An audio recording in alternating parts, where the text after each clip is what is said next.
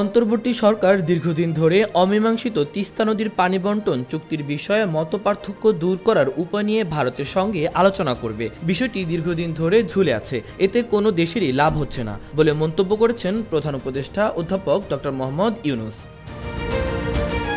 শুক্রবার ৬ September PTI নিউজকে দেওয়া এক সাক্ষাৎকারে নোবেলজয়ী সরকার প্রধান অধ্যাপক ডক্টর মোহাম্মদ ইউনূস এসব কথা বলেন। ওই প্রতিবেদনে বলা হয়, তিনি পানি বণ্টন চুক্তি নিয়ে ভারত সরকারকে কড়া বার্তা দিয়েছেন। দুই দেশের মধ্যে পানি বণ্টনের বিষয়টি অবশ্যই আন্তর্জাতিক আইন অনুযায়ী হতে হবে। এসব ক্ষেত্রে বাংলাদেশের মতো ভাটির দেশগুলোর অধিকার সমুন্নত রাখার সুনির্দিষ্ট অধিকার রয়েছে। প্রধান উপদেষ্টা বলেন, বিষয়টি পানি বণ্টন নিয়ে বসে থাকার ফলে এতে কোনো কাজ হচ্ছে না। এমনকি পানির পরিমাণ নিয়ে যদি আমি খুশি নাও হই, তাতেও কোনো সমস্যা নেই। এই বিষয়টি সমাধান হতেই হবে।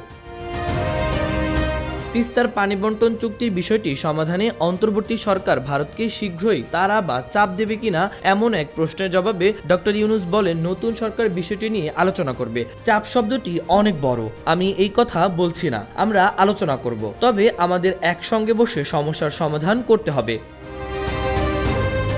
ভারতের তৎকালীন প্রধানমন্ত্রী মনমোহন সিং ২০১১ সালে ঢাকা সফরকালে তিস্তার পানি বণ্টন চুক্তি স্বাক্ষর অনেকটা চূড়ান্ত হয়ে গিয়েছিল। তবে পশ্চিমবঙ্গের মুখ্যমন্ত্রী এই চুক্তির অনুমোদন দিতে অস্বীকৃতি জানানোর ফলে চুক্তি আর হয়নি। তখন মমতা দাবি করেছিলেন তার রাজ্যেই পানির সংকট রয়েছে।